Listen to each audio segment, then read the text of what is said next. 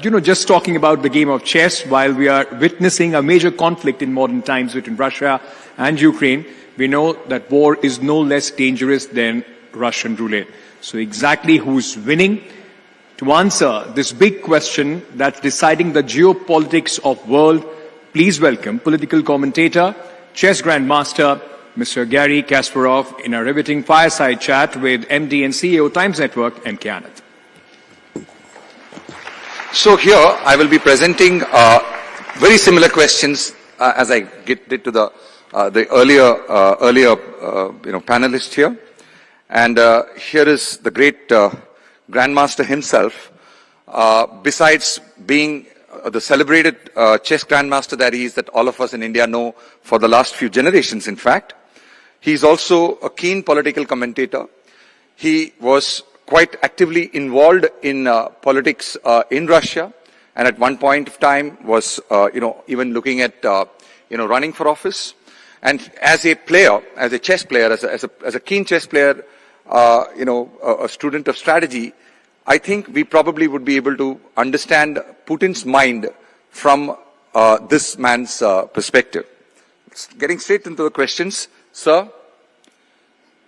What was Putin's real motive? Are we to believe that it's a naive personal vendetta mission to regain past glory of the Soviet Empire? Or are there other motives? Yeah, thank you very much for inviting me. And since I heard so many words about Russian roulette and about chess, I think before I answer this question and other questions, I think we have to set up the rules of the game. Because I always feel uncomfortable when people compare Putin to a chess player. Because the game of chess is something that dictators don't like. In chess, we have 100% available information. I have my pieces, you have your pieces, and we play by the rules. Let me emphasize, by the rules. I make a move, you make a move. And when, I left my professional chess in 2005, 17 years ago, and moved in what people mistakenly called Russian politics, for me it was more like a fight to restore democracy in Russia. And I was asked repeatedly whether chess experience can help me in Russia, in its muddy waters of Russian political life. And my answer was absolutely not, because in chess we have fixed rules and unpredictable results. In Russia it was the opposite. The rules change all the time, but results stay the same. So that's what I learned about Putin and his view of the game. So that's why when we talk about Putin and his strategy, I like roulette, by the way, but it's more likely poker. Because in poker you can win with a very weak hand. But you can just raise the stakes, you can bluff. And I have to give Putin, though I've been fiercest critic of Putin from his first day in the office, a credit for being a great poker player. Geopolitical poker, raising stakes and using bluff to test their opponents. And unfortunately, in many cases, the free world, the leaders of the free world, folded cards, even having a much better hand. So, if we want to talk about Putin's intentions, as a professional chess player and as someone who used to analyze facts and being always suspicious about rumors, I want to look at what Putin said himself. So his own words. Because, from history we know that while dictators lie about everything they have done, very often they tell us exactly what they're going to do. And, going back to the days where Putin was rising, he was still the prime minister and everybody knew who the Yeltsin's successor. He met his former colleagues from KGB in their headquarters in Lubyanka. And he made a very important statement, definitely for my Soviet era. No former KGB agents. Once KGB, always KGB. When I heard it, I knew that our feeble democracy was in great trouble. Then later, as a president of Russia, he immediately restored Soviet national anthem, which, by the way, was a symbol. Yes, they say it's a symbolic. Absolutely. In countries like Russia, symbols are very important. That was, again, demonstration what he could do if given the chance. And he repeatedly said the collapse of the Soviet Union was the greatest geopolitical catastrophe of the 20th century. Hearing that, I knew that all Russia's newly independent states were at risk. And in 2007, I think he was even more specific. At Munich Security Conference in February 2007, He talked about a return to spheres of influence. And I can remind the audience, that's the language directly from Molotov-Ribbentrop Pact, the language that Hitler and Stalin used to divide Europe. So, many people in the free world, including leaders of the free world, believed it was just, a bravado. It's just, statements for domestic consumption. By the way, the same they thought about Hitler. And next year, 2008, Putin attacked the Republic of Georgia. Yeah, technically it was Medvedev. I'm not sure many people remember the name of Putin's puppet who was sitting there for 4 years. But it was an attack on the sovereign state, and the free world hasn't responded. And Putin recognized that he could move even further. That's exactly the algorithm every dictator used in the past. Not asking why, but why not. And just checking, what is the room for maneuver? What are availabilities to expand his global influence? And the turning point, of course, was Crimea. It was annexation. In 2008, Putin was not yet ready to annex Republic of Georgia territories. They declared these quasi-independent states like South Ossetia or Abkhazia. But in 2014, he made another step, annexation. And annexation is something that is very, I would call, unusual in the world. So you can correct me if I'm wrong, but I know all about 2 annexations after World War II. It's a China-Tibet annexation. Yeah, there again, it's a little bit, it's strange. And Saddam Hussein Kuwait. And the world immediately responded to that. Even Turkish occupied northern Cyprus is not annexed. So it's a quasi-independent state, but under Turkish control. But still, everybody was shy of annexation. Annexation of Crimea was a clear signal that Putin would do whatever he believed was possible to spread his influence. And the fact is that the Americans walked away from the Middle East, basically leaving it for Putin. Barack Obama reneged on his infamous red line and led Assad to use chemical weapons and stay in power. Putin immediately jumped in. So that's exactly what has been happening over the last almost 2 decades. Every time Americans and the leaders of the free world moved away from some territories, somebody jumped in. And we know who jumps in. China, Iran, Al-Qaeda, ISIS, and of course Putin. So as of Ukraine, again, I want us to look at what Putin has been saying after Crimea. Because, by the way, for those who do not know, and I apologize for this long, historical lecture, because it's important to know the context. From 1991, the collapse of the Soviet Union, and the appearance on the map of many independent states, Russia made let me emphasize, not a single demand to Ukraine about territories. No, there was no issue.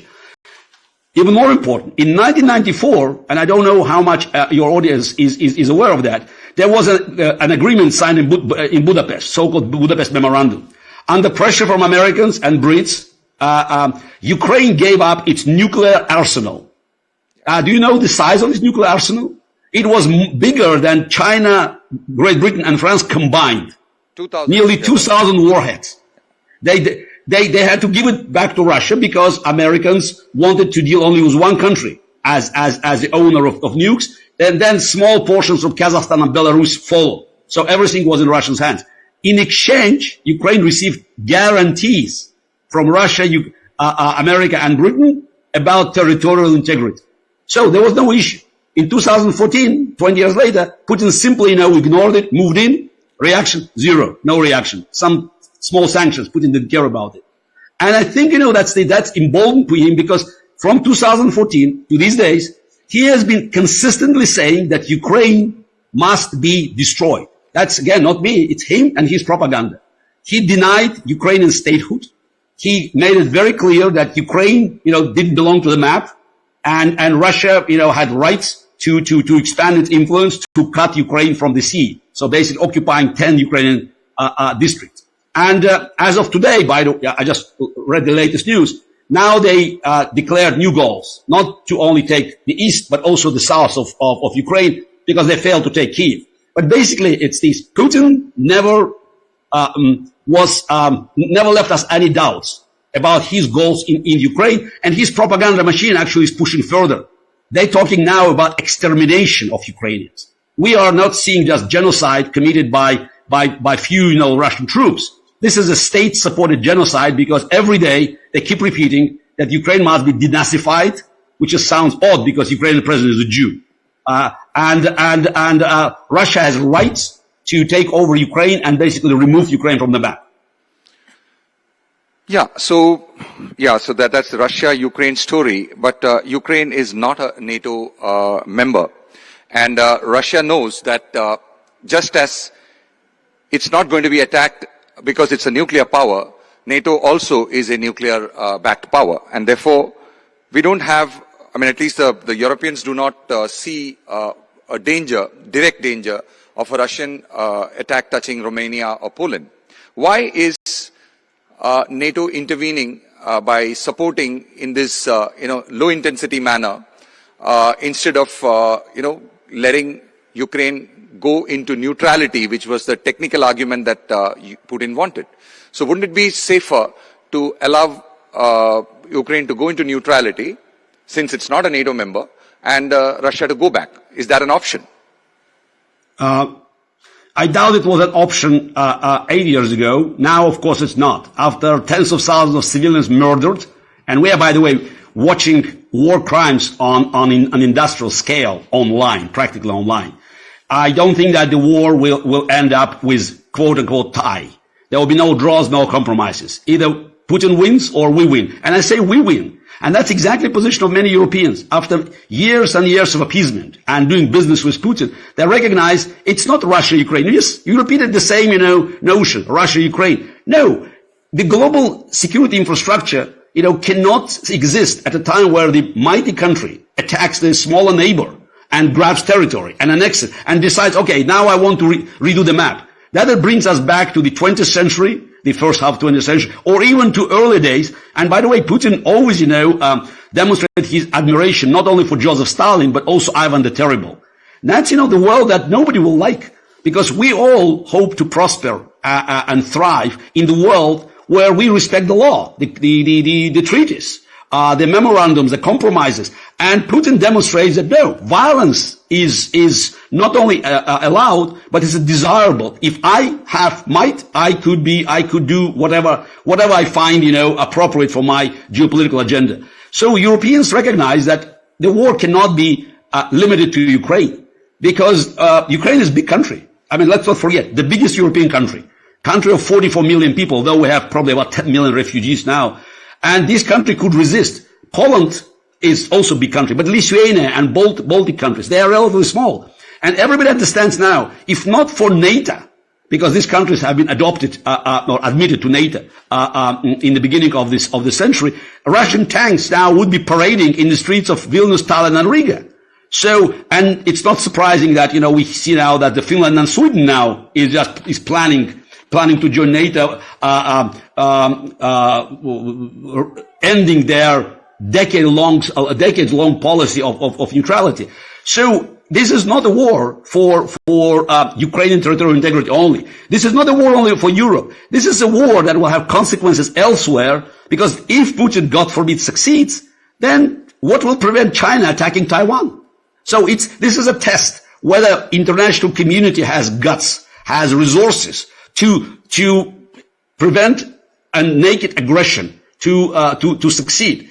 And again, with Europe, that was so much in bed with Putin.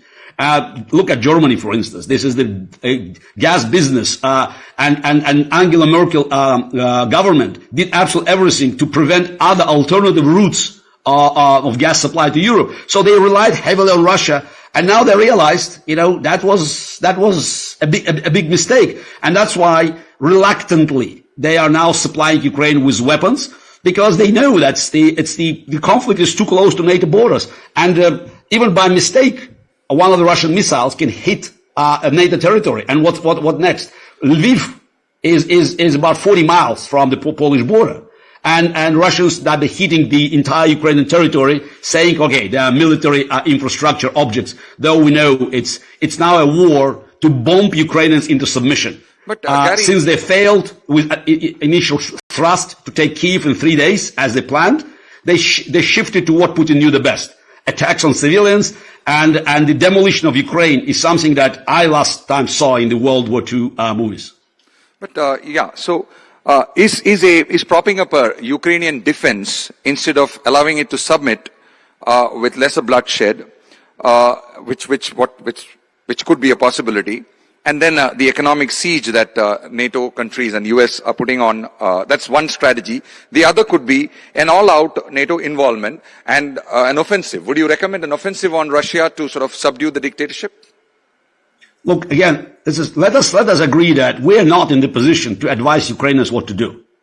It's their country, and they're fighting like hell. I'm talking of Ukrainian. No, they're fighting like hell, and I think we should all offer them not only our admiration but our help, because they are on the side of democracy versus tyranny, and this is the front line. So it seems that they're doing a great job, by the way. So it's if in the beginning of the war, everybody, and I say everybody, American intelligence, Europeans, politicians, they all thought Ukraine would fall in 3-4 days. And that was Putin's plans. It failed.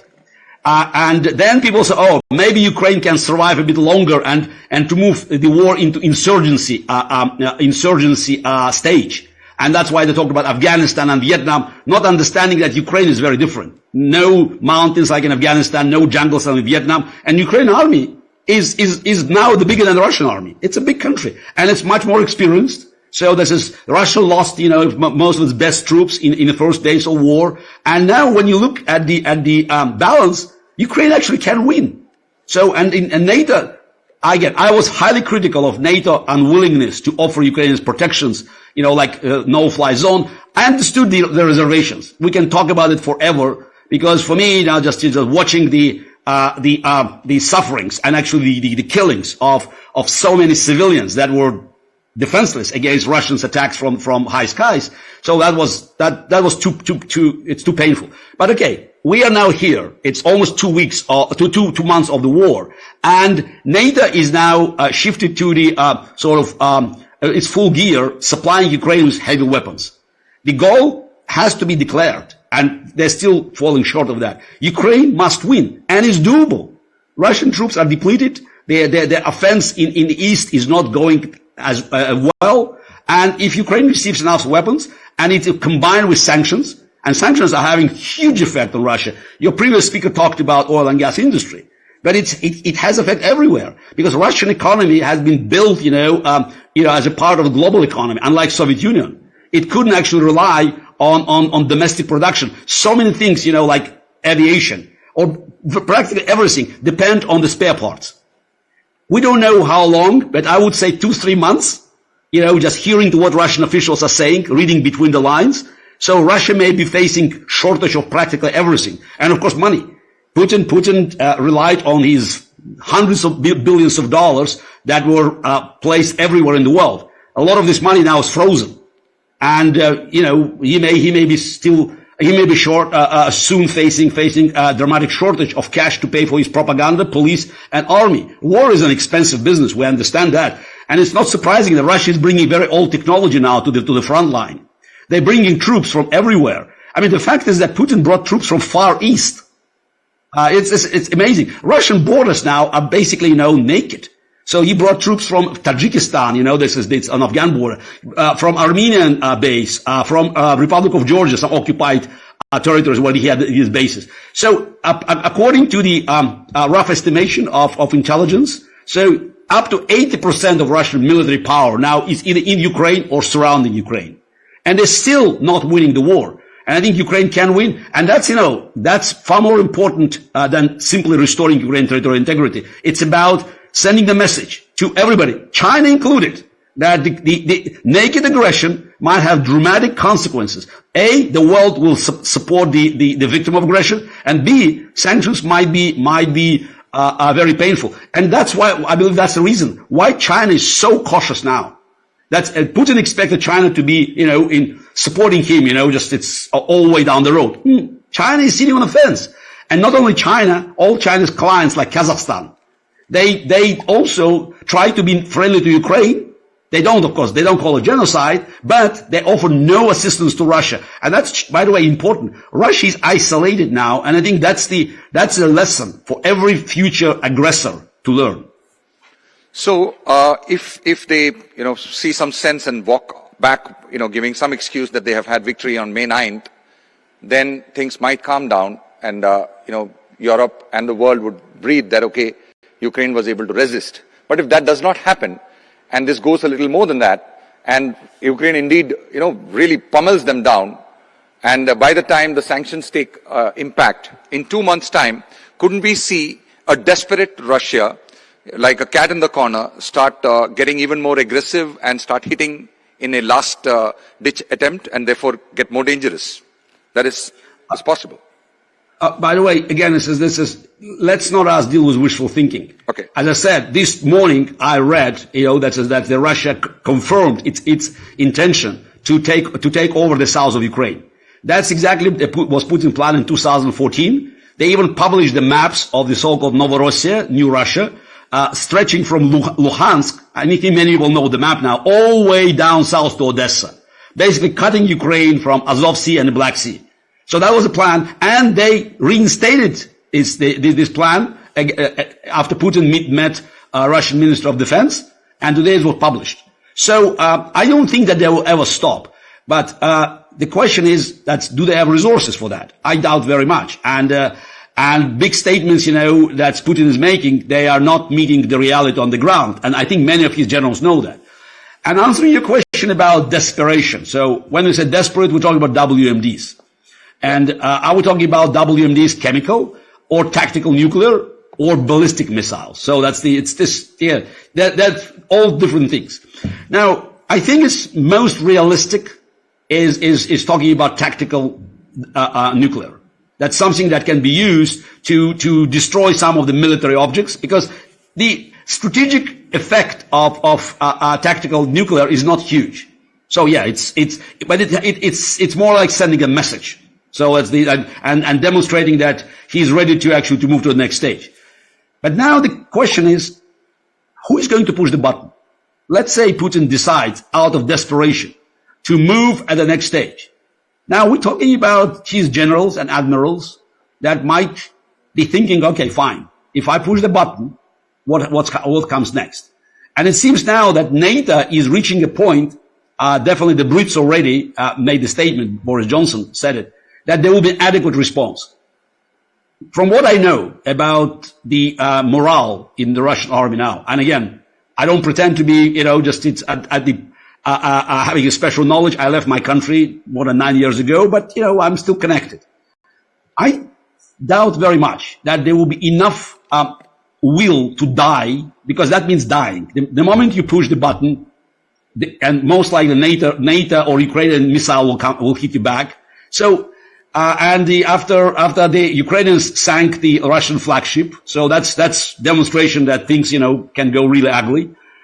I think that Putin may find it difficult to, rally kamikaze from his army. Whether, single pilots that would like to go to the skies to meet NATO planes, or admirals and generals that will authorize the strike. Again, can I bet my bottom dollar on that? No. But as I said, it's not chess. It's more like poker. It's Russian roulette. So we are dealing with unknowns here. But again, what are the chances of us to avoid it? I think strengthening the Ukrainian army reduces the risk, because we should not think what Putin likes or dislike. I think basically forget him. Say he's a mad dictator who can do whatever. It's about people on the ground. Who will have to carry his orders. And if they see that they're losing, I think they will be very reluctant to sacrifice their lives for the sick imagination of a mad dictator. Okay, and there'll be two more questions. One about China.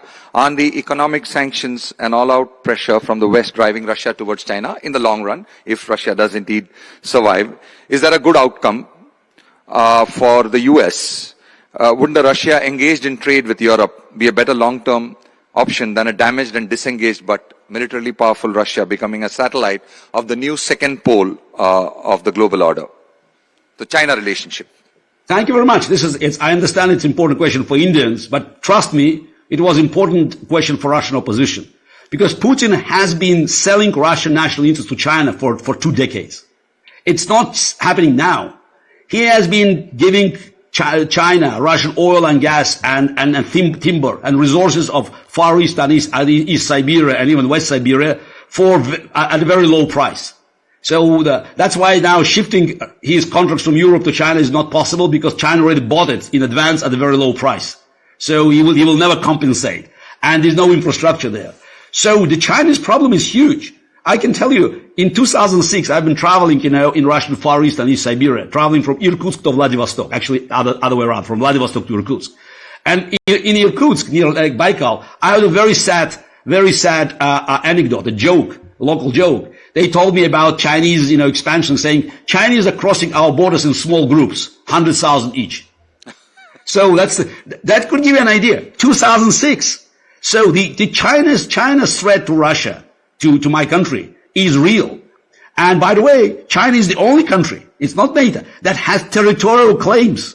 You look at the Chinese maps, half of Russia is temporary occupied territory. So China is a problem for Russia. And that's why, if we're talking about the future geopolitical combination, so Russia with Putin will be China's vassal state. I couldn't agree more. Russia without Putin is an ally of Europe, of the United States, and eventually a real ally of India, because we all understand that the imperialist China is the biggest threat for democracy and stability in the 21st century. And with the Chinese economic miracle is now going, of losing its steam, China will eventually move into these geopolitical adventures. Attacking Taiwan is an option. We understand that. And China now is experiencing so many problems with COVID. And it's also a demonstration that they failed to come up with a proper vaccine. That tells you everything about their ability to compete with the free world. So that could make Xi Jinping and his cronies desperate for actions. And that's why sooner we have change in Russia, better our chance to build a strong coalition to tame Chinese dragon. Yeah. So that brings me to the last question about India. India has been reserved in its opinions and statements. It obviously has very high reliance on supplies and spares for its military from Russia. Russia has been an old and useful ally. India's interests in this subject, how do you look at this, the Indian response? Look, I hope you understand that Putin cannot be a reliable ally to anybody. Putin doesn't care. I always call him a merchant of doubt. He's very good in spreading chaos and doubts, and it's all about him surviving. It's a mafia state. And Putin is a capo di tutti capi, boss of bosses. So he will sell any strategic partner if he sees an immediate benefit for him. So that's why, he doesn't care. So he deals with Iranians, he deals with Israelis, he deals with China, he deals with India. But you should remember that, that Putin, may look at your region, your part of the world, as another opportunity to put it ablaze. So there's so many problems there. So you have Pakistan, you have, all sorts of problems in the region I don't have to tell you about. And that's, something that for Putin's criminal mind could be another opportunity. He's too busy now in Ukraine. And let's keep him busy, and hopefully we can ruin his regime. So I think again, it's India's long-term strategy. It should be to be on the side of the free world, because again, Russia is immediate problem. Let's go back to chess now. It's a tactical problem. China is a strategic challenge. And I think, you should look for the coalition that will, oppose Chinese threat. It's a much bigger threat. If Russian army can be destroyed in Ukrainian steppes and valleys, and Putin regime may collapse, by the way, I think it will not survive, for the next 2 years. That's, take it as my prediction. So we'll see big changes in Russia. But China is going to be there. And I think it's time to start thinking strategically. I heard so many good comments today here, and I think it's important for us to start building this strategy. And India, I believe, can play a major role, because it's one of the arguments of Chinese Communist Party, is that, countries as big as China cannot be democratic. The answer to this false assumption is India. So I think India could actually play a role as the biggest democracy in the world, and of course economic powerhouse, and it could become a leader of this coalition that will start, changing things in Asia for positive, not to going from the region with so many landmines, geopolitical landmines, into something for more, friendly for our habitat. Actually, I missed two questions on the next page. In fact, one was what I spoke to you in the morning about the impact of flow on the gas pipes. Were you able to sort of get some inputs on that? The Siberian pipelines, cracking and how that could impact. I mean, what do you think that could be a more imminent threat and therefore push them to military action right away? Or do you think that's something that is not something that we need to worry about?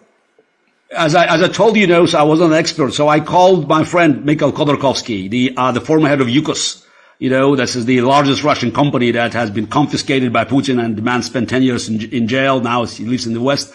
I asked his qualified opinion, and he said he's more aware about oil, not gas, because that was his product. But he thinks that this threat is real only in winter. So as of now, he said it's not that relevant. For the next few months, we should not count on this. But in winter, he said, if you start, dumping the production, you could have problems, definitely with oil. So that's why, again, this is the long-term future may not be bright for Russian oil and gas industry. But for the next 3-4 months, maybe even 6 months. So that's 6 months probably already called. 3-4 months. That's not likely a vital threat. Okay. And one point about as a chess master, do you think you can sort of visualize and predict what would be the next steps in Europe from the Russian side? Look, again, I can deal with information that we receive, what I know about history and about current affairs, and I try to apply my historical experience, personal experience to the current affairs, analyzing them, is that Putin cannot afford to look like a loser, because he knows. I'm not sure he read many books, but he has a good animal instinct. Any dictator who stays in power for 20 plus years has a great instinct of survival. And he knows that dictator who looks weak is dead, both politically and physically. So it's the moment he shows weakness, his own cronies will be looking for a scapegoat. And typically it's a dictator himself. So that's why he will use every resource he has to win the war. Again, the question is how far he can go and how far others can go. And I think they'll still try in the next 10 days to push through. But from what I'm seeing now, it's highly unlikely they will have a major military success in eastern Ukraine. They could have some tactical successes, but the idea to encircle Ukrainian troops in the east, it's unlikely. And obviously, every day Ukraine is getting stronger, because now they're receiving heavy armor, long-range artillery, anti-ship missiles. So the balance of war is changing every day against Russia. And I want to remind the audience, the Ukrainian army is now bigger than Russian army in size. So this is, they keep bringing fresh, reinforcements from the West. It's a country, big country with, full mobilization now. And many of their troops are really experienced because they had 8 years fighting experience in Donbass. So, I would wait for another couple of weeks to see the outcome. And then by May 9th, this is, you mentioned, sacred date. By the way, people always ask me why May 9th. Yeah. It's because Stalin didn't want to celebrate the V-Day the same day as the free world. Because Germany capitulated on May 8th, but Stalin wanted his separate celebration. That's why he forced Germans to do a second capitulation on May 9th. So just to be different. That's a little known historical fact. So that's why Russia celebrates V-Day, at one day later. And I think that's if nothing happens by that time, so we'll see what's next. But I saw Putin's conversation with his Minister of Defense, Shoigu. Let me tell you, they both looked bad. I'm not a doctor, I'm not a psychiatrist, I cannot make a diagnosis, but they looked bad. And it seems that Shoigu really had a heart attack, because he looked very feeble. But Putin with his hands, holding the table, again, it doesn't inspire confidence. And it's not about me watching. It's about Russian generals, Russian officers, Russian soldiers, Russian families watching him. He doesn't look strong anymore. So this is and if dictator doesn't radiate strength, that's really bad news. So that's why I think that the war may end up very poorly for Russia. And by the way, though I'm Russian, I still think it's the best outcome for us, because I think the liberation of Russia from Putin's regime will become with liberation of Ukraine from Putin's troops. Thanks a lot, Garry. I think that's been really, really illuminating. A very, very good perspective of the whole, situation in an extremely intimate manner. Thank you very much, Garry, for spending time with us. Thank you very much for inviting me. So always happy to share my ideas. Thank you.